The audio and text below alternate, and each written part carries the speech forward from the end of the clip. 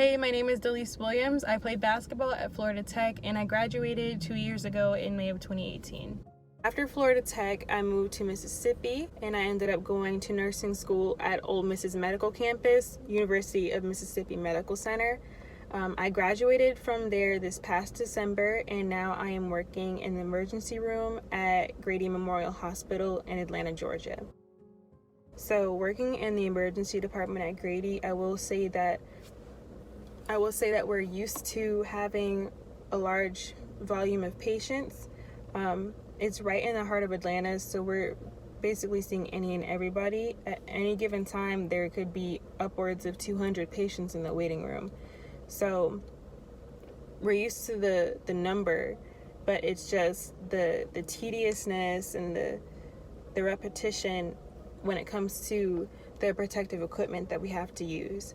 So with every patient who's suspected of coronavirus, which is probably 95% of the patients we're seeing now, we have to wear it when we go in and take it off when we come out in a specific order, keep it confined to a certain space so it's not being transmitted to other patients or our coworkers. And then on top of that, we have to wear a mask for our entire shift. Our hospital has come out with a bunch of different policies since COVID has become an issue, and one of those policies is that we have to wear a mask for our entire shift as soon as we step in the hospital. For nurses, it's actually extremely normal to have a 12-hour shift. It's pretty rare to come across a nurse who only works an 8-hour shift here and there. So different hospitals have different schedules, but for my hospital, nurses are required to work 3 days a week, 12-hour shifts.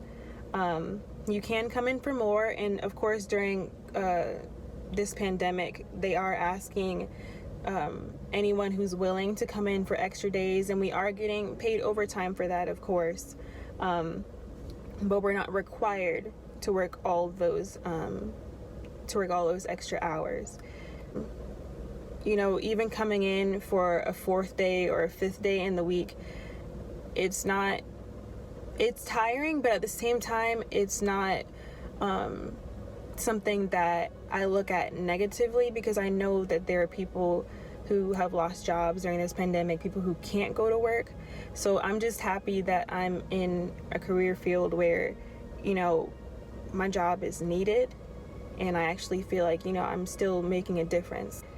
So I've had good and bad experiences with patients who were COVID positive.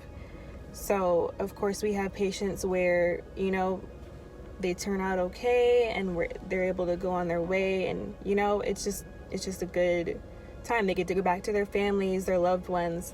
And then there's the patients who aren't so fortunate and they end up on their deathbeds basically. And we have policies where visitors are very limited, especially at the start of this. We weren't allowing visitors at all, so we had patients who were on their deathbed dying around strangers, nurses or doctors, but they didn't know us. Their wife couldn't be there, their husband, their children, their friends. So that part of it has been very unfortunate, and it was super, super shocking to me when I first saw it happen. And it's just, you feel helpless. You want to comfort them, but it's like you can give them words, but it's not the same. And the patient feels alone, the family members feel like they couldn't say goodbye. It's definitely, that's the biggest negative out of this whole coronavirus thing that I can say I've experienced. It's just not a good feeling to have to sit there and watch that happen. But I'm very grateful for the patients that pull through and make a full recovery. We've also had a couple of nurses who have gotten coronavirus that I know of. Of course, there's probably more that I don't know personally, but we've had some of my own coworkers come into the ED via ambulance, dealing with coronavirus, and thankfully they have recovered, and they're back in the ER doing their thing and helping out other people. So that's been great.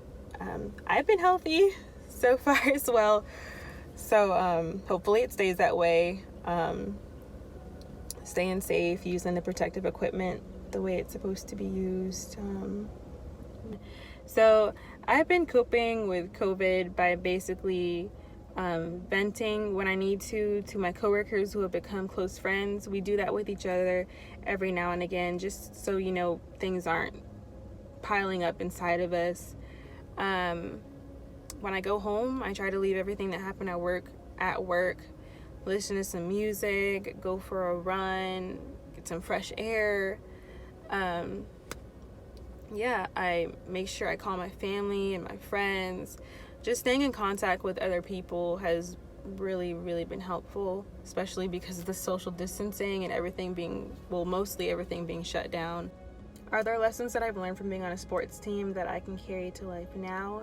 So yes, being on a sports team has impacted my life in so many positive ways. It's built my people skills. It's taught me how to work well together with people who have so many different personalities, communication, my time management skills, my tolerance level. There's so many things that don't even come to mind now, and it's just like a part of me now, just positive things about me that are there because of my time that I spent on a sports team. So I'm forever going to be grateful for that experience and that time in my life.